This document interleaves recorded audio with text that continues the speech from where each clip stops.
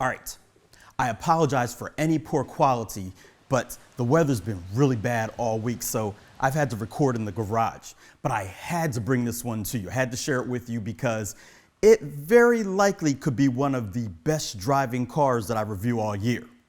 I'm Chris from AutoAcademics, and today we're gonna take a look at this 2024 Acura Integra Type S. When I reviewed the Integra A-Spec a year and a half ago, I thought it was a great car, but felt it could use more power.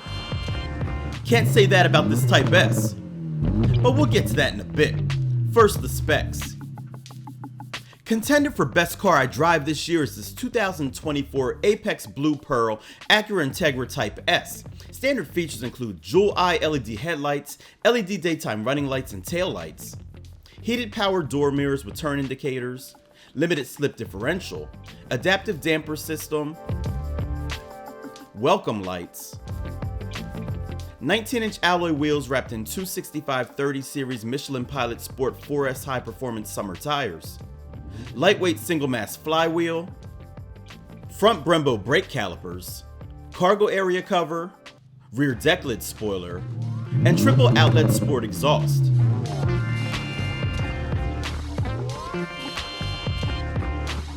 Inside, there's a perforated leather-wrapped steering wheel, perforated ultra suede sport seats, driver's 12-way power seat, manual adjusting front passenger seat, head-up display, heated front seats, 6-speed manual transmission, 9-inch color touchscreen, multi-view rear view camera, 10.2-inch precision cockpit digital instrument cluster, ELS Studio 3D audio system,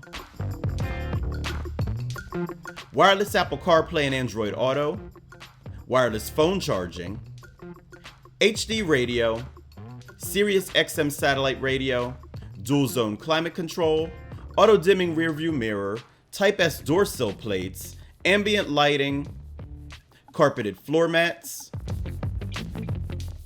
electronic parking brake, rain sensing wipers, sport pedals, 60/40 split fold rear seats, brake hold, integrated dynamic system, and keyless access with push button start.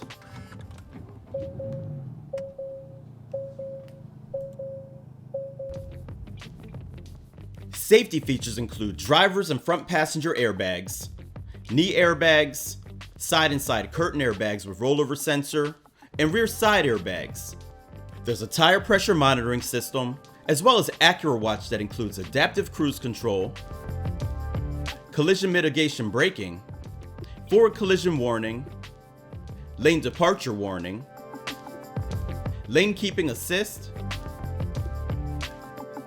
road departure mitigation, and auto high beam assist. Plus, this car has a driver attention monitor, rear seat reminder, traffic sign recognition, blind spot information, and rear cross traffic monitor.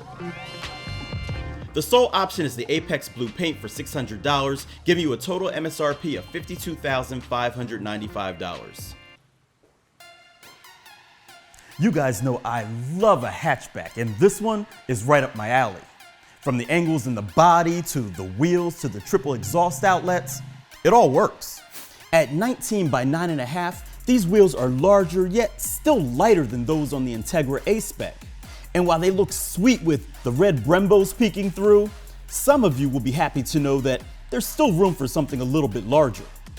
The track is 3.5 inches wider in the front and 1.9 inches wider in the rear than the standard Integra.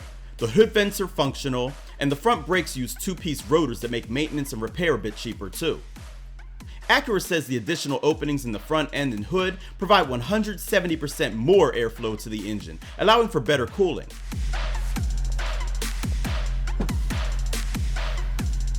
Open the rear hatch and you'll find 24.3 cubic feet behind the rear seats. Fold the 60/40 rear seats down and you get, well, let's just say more because Acura hasn't published those numbers. There's a cargo net pocket on the side, as well as tire sealant and an inflator kit under the floor that hopefully you won't need.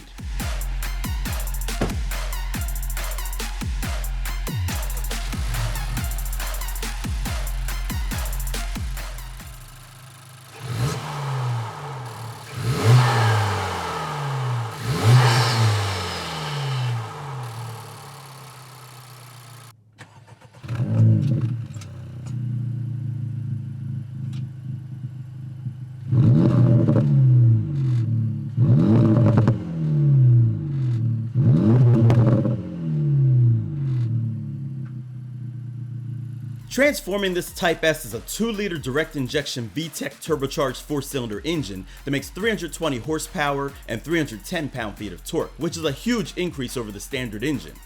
An upgraded 6-speed manual transmission with rev match control and helical limited slip differential sends power to the front wheels. You can choose between Comfort, Sport, and Sport Plus with the integrated dynamic system, and individual mode allows you to pick the parts you want to be sporty. But even with all that, and with a better start than we got, 0 to 60 miles per hour passes in a rather sluggish 5.2 seconds and completes the quarter mile in 13.8 seconds at 105.1 miles per hour. EPA estimated fuel economy is rated at 21 miles per gallon city, 28 miles per gallon highway, and 24 miles per gallon combined. AutoAcademics saw an average of 24.6 miles per gallon during testing on the recommended premium fuel.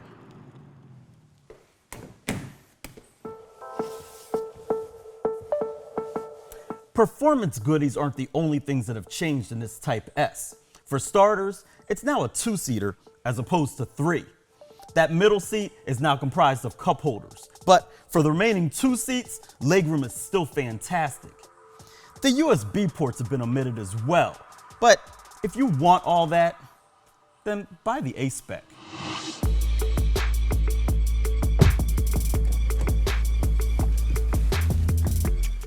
Oh man. Now, up front is where you truly want to be. The padding on the seats is on the firmer side, but they still feel comfortable and supportive, and the steering wheel feels good too. There are plenty of soft touch materials, and the metal speaker grills look great. The ELS stereo still sounds good with deep punchy bass, and the treble is clean. I like the responsiveness of the infotainment unit, but I'm not a fan of how you have to tap the touch sensitive buttons to change stations. Dials work much better. Also, the screen resolution isn't quite as clear as in other cars, and neither are the cameras. And while I'm picking at stuff, the infotainment screen could be angled a degree or two more toward the driver. Finally, I won't talk any more about the electronic parking brake with the manual transmission. I've already addressed that in my A-Spec review. So now that we've addressed all of that, it's time to take it out and see how it drives.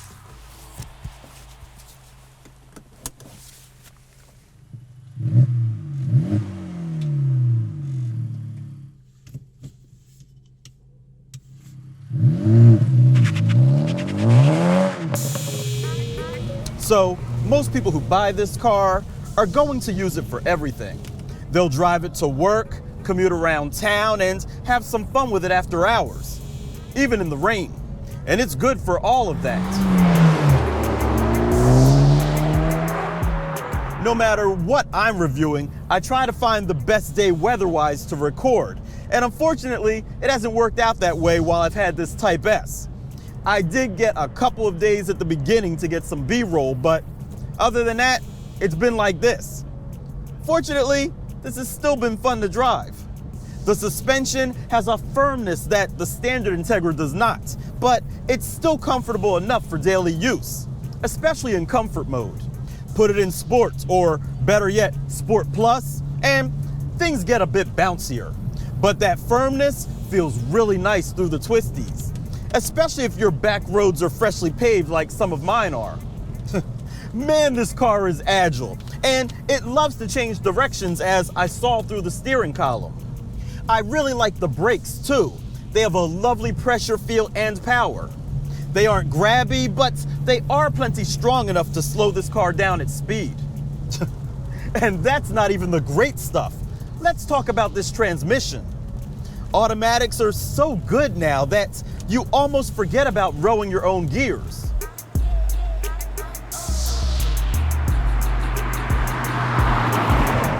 But this 6-speed manual reminds me of how enjoyable that can be. This one is built more robust than the one in the A-Spec, and it has a notchiness and heft that is truly satisfying. The clutch feels good for everyday performance and drivability, and the rev matching is right on time with every downshift. And it's attached to a lovely 2-liter too.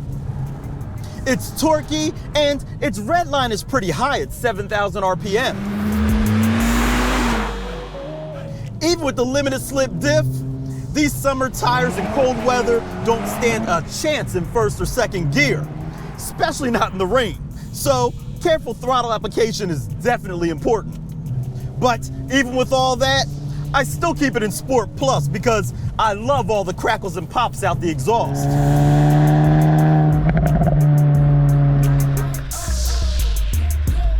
For some reason, I haven't had an opportunity to drive the new Civic Type R yet.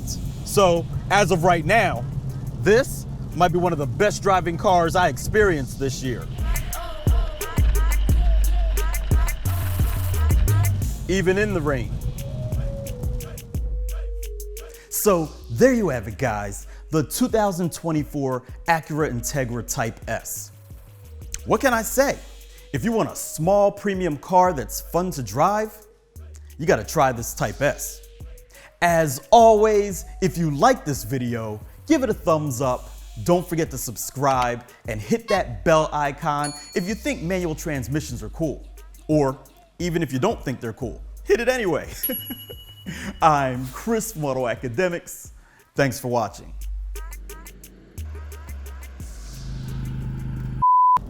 So, as of right now, this might be one of the best driving cars I experienced this year. Woo! That was a lot of rain.